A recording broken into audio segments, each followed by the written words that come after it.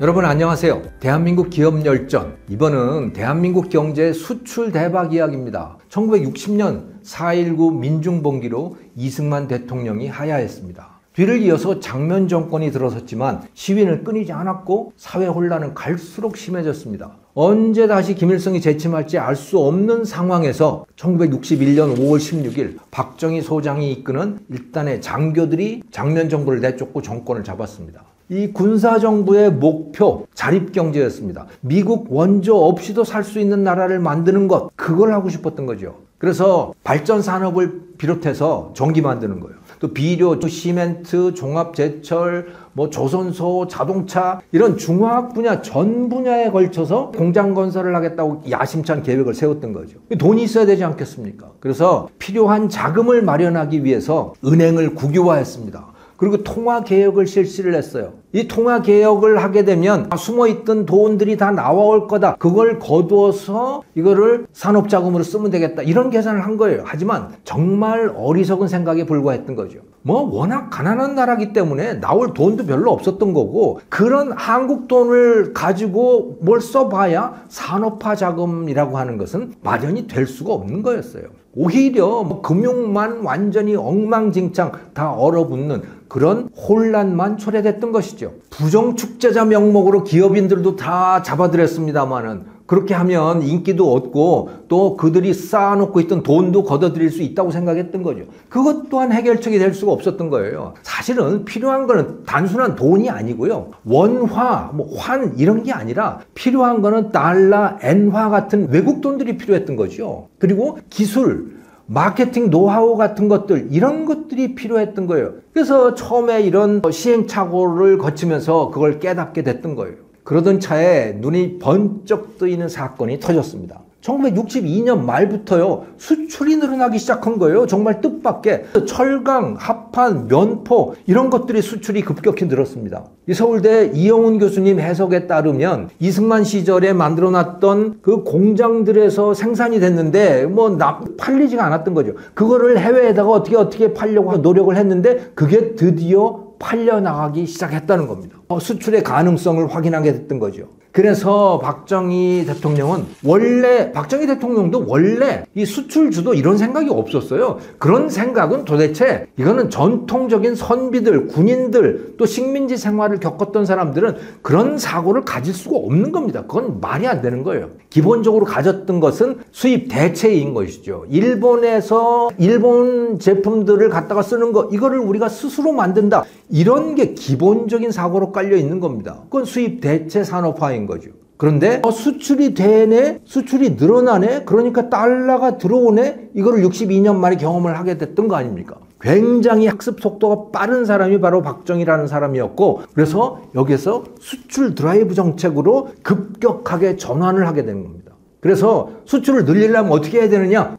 지금 우리가 문제가 되는 것은 이 환율이 고평가되기 때문에 이게 문제가 되는 거다. 그러니까 수출 제품의 가격이 너무 비싸게 평가가 되는 거야. 그러니까 이거를 환율을 올리자. 그래서 고평가된 원화의 가치를 낮추자. 이렇게 되는 거예요. 그래서 시장 환율에 접근을 시킨 것이고요. 그래서 수출 가격을 낮춘 거죠. 그리고 이 수출업자들에 대한 수출 금융도 확충을 하게 된 겁니다. 이러면서 제도를 그야말로 방향 전환을 하게 된 거죠. 이렇게 해서 수출이 늘어나게 됐고 예전보다 달러가 많이 들어오긴 했습니다만은 원래 이들이 갖고 있던 그 필요 액수에는 턱없이 모자랐던 겁니다. 자, 그런데 그러면 그 기술과 달러, 외화를 어디서 얻을 것이냐? 최적의 상대는 일본이었습니다. 사실 일본은 원자탄까지 얻어맞아서 완전히 주저앉았지만 한국전쟁을 거치면서 미국의 지원을 얻어서 공업국가로 부활하고 있었습니다. 미국이 소련의 침략을 막아내기 위한 이 방파제 역할을 일본한테 맡겼던 거죠. 그래서 한국 전쟁을 수행하는 데 필요한 미군과 유엔군의 그 군수물자들이 필요할 거 아닙니까? 그것을 다 일본 기업에서 조달을 하게 한 거예요. 이것은 바로 일본을 띄우기 위한 미국의 큰 그림의 결과였던 거죠.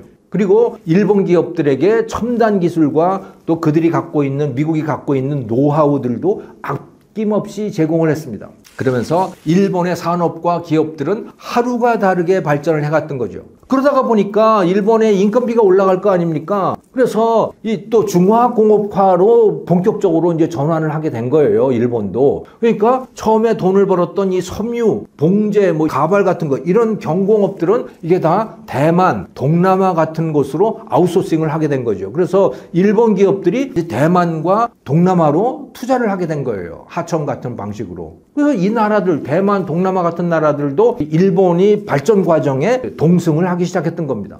하지만 우리 대한민국은 이승만 대통령 당시였잖아요. 이승만 대통령의 노선이 뭐였습니까? 철저한 반일이잖아요. 뭐 이승만이 친일파를 어떻게 됐다고 했다고 하는데 사실은 난센스예요. 이승만 대통령은 철저한 반일주의자였고 그래서 일본하고는 도저히 같이 갈 수 없는 거예요. 그러니까 대만이라든가 이 동남아 국가들이 일본하고 손을 잡고 경제 발전을 하는데 대한민국은 그럴 수가 없는 상황인 거죠. 왜? 반일을 해야 되기 때문에. 그래서 이 미국의 지원하에 이루어진 일본의 발전 과정, 여기에 다른 나라들은 동승을 했지만 한국은 여기서 철저히 격리된 채 남아 있었던 거거든요. 그런데 새로 정권을 잡은 박정희 대통령은 일본을 받아들이기로 했던 겁니다. 또 미국, 그러자면 미국과도 잘 지내야 되는 거죠, 당연히. 그래서 우선 미국의 케네디 대통령을 찾아간 거예요. 케네디, 미국 정부의 입장에서는 박정희라는 사람을 어떻게 봤냐면 공산주의자라고 봤습니다. 그래서 이거 공산주의 혁명 아니야? 이런 의심을 가지기도 했던 거예요. 근데 박정희는 나 옛날에 그랬지만 지금은 전혀 아니야. 지금은 반공주의자야. 그래서 케네디와 미국 정계를 설득을 한 거죠. 그리고 또 일본에 가서 자, 이제 우리 대한민국은, 새로운 대한민국은 반일 정책 이제 안 한다. 그래서 경제 발전을 최우선의 목표로 하고 그것을 위해서 일본과의 협력도 적극적으로 받아들이겠다. 이런 입장을 분명하게 밝히는 겁니다. 그래서 일본하고 이제 본격적 수교 작업에 들어가게 되는 거죠. 이렇게 되니까 우리 대한민국 안에서는 어떻습니까? 엄청난 반일, 항일 시위가 일어나잖아요. 박정희 정권 반대 시위가 일어나지 않습니까? 그럼에도 불구하고 일본과의 국교 정상화를 밀어붙이게 되는 거죠. 그래서 1965년에 드디어 일본과의 국교가 트이게 되고 일본의 자본과 기술이 한반도로 본격적으로 밀려들게 된 겁니다. 이 대한민국에 가장 먼저 투자한 주역들은 제1교포들이었습니다. 1967년에 수출산업전용공단인 이 구로공단이라고 하는 게 만들어지잖아요. 그 구로공단을 채운 대부분의 기업들은 제1교포 사업가들의 것이었습니다. 이 준공 당시에 총 29개 기업이 입주를 했는데 제1교포 기업이 18개였다고 그래요. 국내 기업은 9개, 미국 기업이 1개, 뭐 이렇게 구성이 돼 있다고 해요. 그 이후로도 여기에 많은 기업들이 들어오는데 구로공단, 수출산업공단에 제1교포 기업이 70% 정도를 유지했다고 합니다. 이 서울의 구로공단뿐만이 아니고 마산 수출자유지역, 또 구미공단, 반월공단 이런 데도 제1교포들이 굉장히 많은 투자를 했죠. 사실은 지금 구로공단이라고 하는 건 없죠. 지금은 구로 디지털 단지라고 하는 걸로 이제 변해 있습니다만은 그 일대가, 구로동 일대가 사실은 대한민국의 수출 산업의 뭐 본산이었다. 이렇게 생각을 하시면 되는 거고 거기에서 중요한 역할을 했던 것들이 바로 제1교포 사업가들이었던 겁니다. 이 사람들은 외국 자본뿐만 아니고 선진 기술의 전수자이기도 했던 겁니다. 그래서 구로공단에 입주한 전기, 전자, 합성화학, 또 철강, 유압공업 이런 것들이 다 당시로서는 첨단 기술을 필요로 하는 업종이었던 건데요. 뭐 다 이 제1교포 사업가들이 갖고 들어왔던 거죠. 또 포항제철, 기아자동차 뭐 이런 거를 할 때도 핵심 기술자들은 대개 일본에서 왔고 그들은 일본인이라기보다 이 제1동포들이 주류를 이루었다고 합니다. 박정희 대통령에게 구로공단 설립을 제안한 사람은 코오롱그룹의 설립자 이원만 회장이라고 하는 분입니다. 이분은 일본에 넘어가서 모자 사업을 해서 큰 돈을 벌었는데 1953년에 한국으로 돌아와서 나일론 사업을 시작한 사람이죠. 박정희 대통령은 이 이원만 같은 이 기업인들의 요청을 받아들여서 구로동 일대 국유지를 공업단지로 바꿨던 겁니다. 또 이 이원만은 수출산업단지 설립위원장이 돼서 일본 각지를 돌아다니면서 제1교포들을 상대로 조국에 투자하자라고 설득을 하고 다녔던 거죠. 이원만 회장 말고도 오사카 제1의 부자로 등극을 했던 이 서갑호 회장이라고 하는 사람이 있는 거거든요. 이 사람은 고국에다가 투자를 해서 방림방적, 이 부도 상태에 있는 방림방적이라고 하는 기업을 인수를 해서 정상화를 시켰고요. 또 이 롯데제과 있잖아요. 이 신격호라고 하는 분이 있는데 이분도 젊을 때 일본에 건너가서 해방 이후에 일본의 패전 이후에 껌 장사를 해서 굉장히 돈을 많이 벌죠. 롯데제과를 만든 사람인데 이 사람도 한국에 진출을 해서 한국 롯데제과를 만들고 박정희 대통령의 요청에 의해서 을지로에 호텔 롯데를 만들게 됩니다. 그거 바로 신격호 회장. 이분도 제일교포 출신인 거고요. 또 기아자동차 삼천리 자전거를 성공시킨 김철호 회장 같은 이런 분들이 제일교포 사업가들인 겁니다. 이분들의 활동에 대해서는 별도의 영상으로 여러분들께 이야기를 들려드릴 예정입니다. 제일교포뿐만이 아니고 일본인 자본 또 일본인 기업도 한국 경제 발전에 큰 역할을 했다는데요. 여기에는 미쓰비시 상사가 큰 역할을 했습니다. 한국에서의 대한조선공사 확장하는 일, 또 신진자동차를 세우고 운영하는 일, 또 그 기술 제휴가 필요하지 않겠습니까? 토요타하고 기술 제휴를 했는데 거기에 이 미쓰비시 상사가 굉장히 중요한 역할을 하죠. 또 당인리 발전소를 건설한다든가 쌍용양회 시멘트 공장을 건설하는 것, 또 경인선을 전철화하고 서울 지하철 사업을 시작하고 구로공단 수출공단을 조성하고 포항제철소를 만들고 또 섬유 공장들을 만들고 이 초기에 대한민국의 산업화가 이루어지는 거의 전 분야에서 미쓰비시 상사가 이 중개 역할을 하게 되는 것이죠. 그래서 이 다이토 문화대학의 나가노 시니치르 교수라고 하는 사람이 이 한일 초기에 한일 경제 협력에 대해서 쭉 글을 여러 가지를 쓰는데 거기에 따르면 박 대통령하고 이 후지노 다다시로 미쓰비시 상사 사장하고 굉장히 가까웠다고 해요. 이 두 사람 사이에 인간적 신뢰가 굉장히 두텁게 형성이 됐고 그것을 바탕으로 해서 대한민국과 미쓰비시 상사 간의 경제 협력이 아주 원활히 이루어졌다고 써놓았습니다. 그런데 사실은 일본도 그렇지만 미국과의 협력은 또 더욱 중요했죠. 대한민국을 구해주고 도와준 것, 그것은 바로 미국이었죠. 하지만 미국은 처음부터 대한민국을 대등한 거래 상대로 여기지는 않았어요. 상대가 되지는 않았지 않겠습니까? 그런데 그 대한민국에 기회가 찾아온 겁니다. 월남전이라고 하는 기회인 거죠. 1964년 미국은 이 동남아 지역이 소련의 위성국가로 다 전락하는 것, 이것을 막기 위해서 월남전에 본격 참전을 하게 됐죠.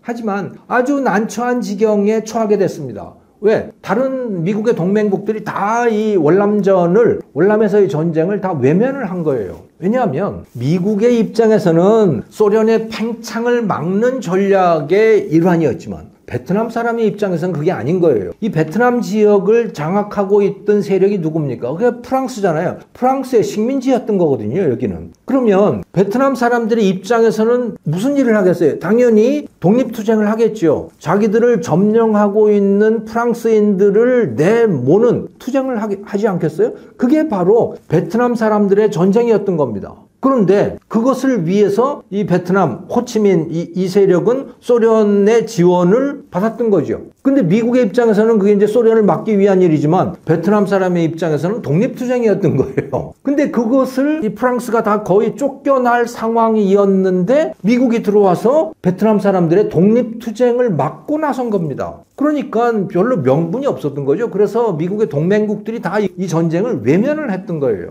그 미국의 입장에서는 아주 난처해진 거죠. 그래서 이거 어떻게 방법이 없나? 우리만 하지 않고 다른 동맹들의 지원을 받을 수 없을까? 하고 몇 나라에 파병 요청을 한 겁니다. 대한민국에도 파병 요청을 하고 필리핀, 태국 이런 나라들에 파병 요청을 했는데 대한민국이 우리 가겠다. 박정희 정부가 파병을 수락을 한 거죠. 왜 했느냐? 남의 나라 전쟁에 끼어들고 싶었던 것이 아니고 미국의 경제협력을 원했던 겁니다. 미국과 대등한 관계에서의 경제협력을 원했던 거죠. 그리고 실제로 미국은 여기에 대해서 굉장히 고맙게 생각했던 거고 한국에 대해서 여러 가지 기회를 제공을 하게 되죠. 그래서 한국 기업들은 월남에 군수물자 수출을 할 수 있게 됐고 또 군납을 할 수 있게 됐잖아요. 군납을 한다는 건, 미국 군대에 대해서 군납을 한다는 건 이건 굉장한 기회인 거거든요. 돈도 돈이지만 한국을 벗어나서 미국인과 본격적으로 비즈니스 경험을 한다는 거잖아요. 이건 굉장히 큰 성과고, 물론 대한민국 안에서도 그런 미군과의 비즈니스를 어느 정도는 했지만 그게 아니고 대한민국을 벗어나서 대등한 관계에서 비즈니스를 한다는 건 이건 대단한 거였던 거거든요. 그리고 더욱 큰 성과는 미국 본토와의 관계였던 거예요. 미국은 파병을 해준 한국에게, 한국 기업들에게 시장을 활짝 열어줬던 겁니다. 덕분에 한국 기업들의 대미 수출이 급격하게 늘어났습니다. 국제 자금 시장에서 한국의 신용도 역시 굉장히 빨리 올라갔죠. 그래서 한국의 기업, 한국 정부가 차관을 들여오기도 쉬워졌던 겁니다. 자, 이렇게 1965년 한일 국교 정상화, 그래서 일본하고 교류가 시작됐잖아요. 또 월남전 참전, 이걸 통해서 미국과 거의 대등한 관계에서의 경제협력이 이루어지게 됐잖아요. 이러면서 한국은 고도 성장기에 진입을 하게 됩니다. 이 표에서 보실 수 있듯이 1960년, 64년 기간 동안 우리나라의 GDP 성장률은 5.5%였거든요. 그런데 그게 1965년부터 그 다음까지 1969년까지는 성장률이 무려 12.8%가 됩니다. 12% 성장. 이건 정말 어마어마한 성장인 거예요. 지난 몇십 년 동안 중국이 어마어마하게 성장했잖아요. 대한민국은 그거보다 훨씬 빠른 속도로 성장을 하게 된 겁니다. 그런데 1972년 미군이 월남에서 철수하게 되잖아요. 그 다음 5년 동안의 이 성장률은 8.8%로 낮아지게 되는 거죠. 그러니까 한일 간의 경제협력, 또 월남전 파병에 따른 미국과의 관계 확대, 이게 우리나라 기업들에게 얼마나 큰 발전의 기회였는지를 여실히 볼 수 있는 숫자들인 거죠. 가장 큰 성공을 거둔 기업은 한진상사였습니다. 한진, 대한항공 말이죠. 네, 이때는 뭐 대한항공이 아니었습니다만은 이 한진의 창업자인 조중훈이라고 하는 사람은 1966년에 베트남을 방문을 했어요. 뭐 사업 기회가 없을까 하고 베트남을 방문을 했는데 그 중에 이제 퀸온 항구라고 하는 이 항구를 비행기 상공에서 이 퀸온 항구를 보게 된 거예요. 그런데 이 항구의 앞바다를 보니까요, 미국의 배들이 쫙 그렇게 늘어있는 겁니다. 정박을 하고 있는데 이유가 뭐냐? 화물을 내리지를 못하고 있는 거예요. 하역을 못하고 있는 겁니다. 왜? 하역 능력이 없는 거예요. 항구가 형편없는 상태고 화물 수송 상태가 엉망진창이었던 겁니다. 아, 여기에 기회가 있구나 하고 조중훈이 바로 이 월남을 떠나서 미국을 찾아가는 거죠. 펜타곤, 미 국방성을 찾아가는 겁니다. 그 펜타곤 안에는 조중훈과 친교를 맺었던 미군 장교들이 굉장히 많았던 거예요. 왜? 이 조중훈이라고 하는 사람은 여기 주한 미군이 있었잖아요. 미군 물자 수송으로 상당히 돈을 많이 벌었던 사람이거든요. 그런데 그 관련된 미군 장교들을 자기 집에 초대를 해가지고 그렇게 대접을 잘했던 거예요. 특히 미국 본토로 돌아가는 미군 장교들, 수송 장교들인 거죠. 병참 장교들. 이 사람들을 극진하게 대접을 했고 또 조중훈 자신도 철저하게 신용관리를 했던 겁니다. 자기가 한 약속은 반드시 지키는 사람. 그게 바로 조중훈이었고 또 미군 장교들이 갖고 있는 조중훈에 대한 이미지였던 겁니다. 그 사람들이 이 펜타곤에서 고위 관료들이 되어 있었던 거예요. 그래서 이 조중훈은 이 펜타곤에 있는 미군 병참 장교들 관련된 이 사람들에게 제안을 하는 거죠. 당신들 말이야, 내가 월남에 가보니까 이 물자 수송이 엉망진창이다. 내가 한국 내에서 하는 거 보지 않았느냐? 내가 월남에서 물자 수송 내가 정말 잘해줄게. 한국에서 하듯이 잘해줄게. 나한테 맡겨. 이렇게 해서 조중훈은 펜타곤과의 계약을 따내게 되는 겁니다. 한국 정부하고 관계가 없어요. 그래서 미국에 가서 직접 이 미군 장교들하고 딜을 해서 이거를 계약을 따내게 된 거고, 그리고 월남에 와서 이제 미군 물자의 수송 작전을 펼치게 되는 거죠. 그런데 이 월남은 어떻습니까? 월남은 항구도 없지, 도로도 없지, 이런 상황이잖아요. 그러니까 물자 수송이라고 하는 거는 항구를 건설해야 되는 일이기도 하고 또 도로를 닦는 일이기도 한 거고 또 전투이기도 한 겁니다. 왜? 미군 물자 수송을 하는데 베트콩들이 가만히 있었겠어요? 당연히 물자 수송을 덮쳐서 그 화물, 그러니까 트럭들을 덮쳐서 그걸 막는 일일 뿐만이 아니고 그 물자를 가져가서 자기들이 쓰고 싶어 할 거 아닙니까? 약탈을 하고 싶어 했겠죠. 그러니까 이 월남에서의 미군 물자 수송이라고 하는 거는 이거는 전투였던 겁니다. 그거를 아주 훌륭하게 해놨던 거죠. 그래서 목숨을 걸고 비즈니스를 했던 겁니다. 그래서 그거를 완수를 해낸 거예요. 어마어마하게 돈을 벌게 되는 거죠. 전장이 끝나자 이 한진이라고 하는 이 기업은 한국 재계 랭킹 3위로 올라서게 된 겁니다. 한진이. 네, 정말 돈을 많이 벌었습니다. 자, 근데 이제 월남전이 끝나니까 월남에서 철수를 해야 되잖아요. 이걸 가지고 이 많은 돈으로 뭘 할 것인가? 해운업을 하고자 했죠. 왜? 월남에서 했던 게 그거잖아요. 원래 대한민국에서도 육상수송은 했던 것이고 또 베트남에 가가지고 이 배에서 물건 하역하는 작업들 이걸 다 한 거 아닙니까? 그러니까 해운에 대해서 감을 잡게 된 겁니다. 그래서 해운업에 진출을 할 계획을 다 세우고 있었어요. 그런데 박정희 대통령이 그 조중훈을 불러들입니다. 청와대로. 그래서 부탁을 하죠. 무슨 부탁이냐? 이 항공사, 대한항공, 코리안에어를 맡아달라고 부탁을 하는 거예요. 그 당시에 코리안에어는 공기업이었어요. 국영기업이었죠. 근데 어떤 상태였느냐? 적자투성이인 겁니다. 만신창이가 된 거예요. 그래서 박정희 대통령이 서독을 방문을 하잖아요. 그럴 때 코리안에어를 못 타고 갔어요. 국적기가 없어.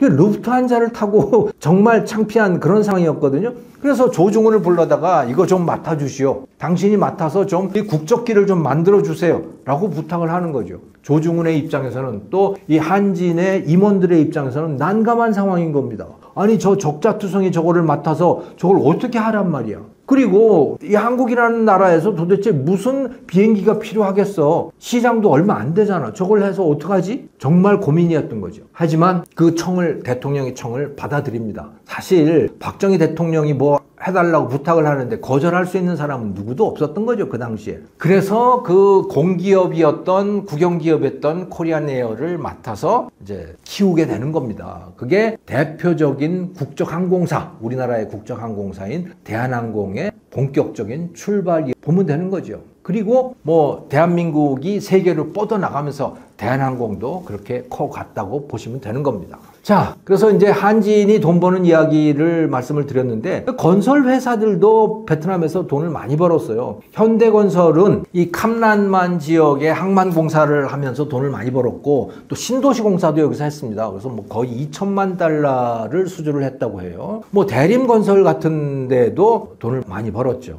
그래서 베트남뿐만이 아니고 일본에 가서도 공사도 하고 괌섬에 가서도 미군 기지 관련된 공사도 하고 이렇게 해서 한국 기업들이 이 월남전을 통해서 많은 기회를 가졌고 비즈니스 경험을 쌓게 됐고 돈도 많이 벌었다. 이렇게 이해를 하시면 되죠. 자, 일본과 미국 시장이 열리면서 수출이 급증한 품목들이 있었습니다. 조금 전에는 이제 제가 수송이나 뭐 건설 말씀을 드렸지만 이 제조업 품목 중에서 수출이 급증한 품목은 섬유, 합판, 가발 이런 품목들이었습니다. 이것을 생산하거나 수출 대행하는 기업들이 급성장을 하게 됐죠. 또 1950년대에는 이 지난 영상에서 이 1950년대에 번창했던 기업이 300산업 기업이라고 그랬잖아요. 그래서 밀가루, 설탕, 시멘트 이런 기업들이 원조 물자를 기반으로 해서 성장했다 이런 말씀을 드렸는데 그게 이제 주력 산업이었던 거예요. 이 1950년대에 이 주력 산업 기업들 중에서 박정희 정부 1960년대까지 10대 재벌로 살아남은 기업은 적극적으로 다각화 전략을 폈던 삼성, 럭키 뿐이었습니다. 지금은 LG죠. 럭키라고 하는 데가. 원래 업종에 그대로 머물러 있던 그런 기업들, 내수 시장에 머물러 있던 기업들은 성장이 정체되거나 적자가 쌓여서 사라져가게 됐던 거죠. 그래서 1960년대 박정희 정부로 들어오면서 기업의 성격들도 다 달라졌다. 이렇게 알아두시면 되겠습니다. 1966년 재벌 순위는 삼성, 삼호, 삼양, 개풍, 판본, 럭키, 대한, 동양, 화신, 한국글라스 이런 순서였습니다. 근데 1975년 10대 재벌에는 현대, 한진, 효성, 쌍용, 대우, 동아, 신동아 이렇게 순위가 바뀌게 되는 거죠. 근데 이들은 베트남 전쟁 당시에 용역을 제공했던 거나 또는 건설했거나 무역 이런 것으로 새로 성장한 기업들이 주로 이제 상위로 올라왔다. 이렇게 이해를 하시면 되겠어요. 동양맥주 같은 경우에는 이 미국에서 유행하던 통기타 문화가 유행을 하게 되잖아요. 이 통기타 문화라고 하는 게 사실은 반전 문화거든요. 반전, 전쟁에 반대하는 문화인 것인데 무슨 전쟁에 반대였느냐? 베트남 전쟁에 대한 반대였던 겁니다. 청년들이 전부 통기타 치고 머리 기르고 히피 목욕도 안 하고 이런 분야가 이게 다 저항 문화거든요. 이게 베트남 전쟁 하지 말자라고 하는 거예요. 그 문화가 우리나라에도 들어오게 되는 거죠. 그게. 통기타 문화가 들어오게 되는 거고, 이들이 이제 박정희에 대한 저항 문화를 형성을 하게 됐던 거고, 그러면서 사람들이 이제 이제 부모들이 돈 좀 버니까 용돈도 생기고 그러면서 이제 맥주도 마시게 된 거고, 그러면서 이제 동양 맥주, 오비 맥주, 크라운 맥주 이런 데들이 또 성장을 하게 되는 거죠. 그러면서 이 동양 맥주가 10대 재벌의 반열에 올라서게 된 겁니다. 자, 그래서 월남전을 거치면서 한국에서는 해외 지향 기업들, 그중에서도 특히 미국 시장에서 비교 우위를 가질 수 있는 기업들이 부상을 하게 됐다. 이런 말씀을 드립니다. 1975년부터는 무역업을 대형화를 하고 또 정보 수집 기능, 이걸 업그레이드하기 위해서 종합무역상사제도라고 하는 것을 시작을 한 거죠. 그러니까 일본 제도를 그대로 카피한 거라고 보시면 되는 건데, 이 종합무역상사라고 하는 거는 무역정보 생산, 그러니까 전 세계의 네트워크를 가지면서 무역정보를 다 수집을 하는 거예요. 그리고 또 무역 대행 업무도 하게 되는 거죠. 이게 미쓰비시 종합상사 같은 게 바로 종합무역상사인 겁니다. 그 제도를 거의 그대로 우리나라도 시행을 한 거고요. 이 종합무역상사로 지정이 된 기업들에게는 금융특혜를 제공을 했던 거죠, 정부가. 그러다 보니까 이제 너도 나도 이 종합무역상사 자격을 얻기 위해서 이제 지원을 했던 겁니다. 그래서 삼성물산, 또 LG 계열, 그러니까 럭키금성 계열의 반도상사, 대우실업, 국제상사, 한일합섬, 고려무역, 효성물산, 현대종합상사, 이런 종합무역상사들이 등장을 하게 됐던 겁니다. 그런데 이게 중요한 이유는, 제가 이걸 말씀드리는 이유는 우리나라의 재벌 기업들, 대기업이 굉장히 다각화되어 있잖아요. 문어발이라고 얼마나 비난을 합니까? 이 다각화되는 데에 문어발이 생기는데 결정적인 역할을 하는 게 이 종합무역상사 제도인 거예요. 왜냐하면 이 종합무역상사를 하기 위해서는 뭐가 필요했냐면, 이 수출 액수가 100만 달러 이상이 돼야 되는 거고, 또 10개국 이상의 10개 이상의 해외 지사를 설치를 해야 되는 거고, 50만 달러 이상 수출 품목이 7개 이상이 돼야 된다.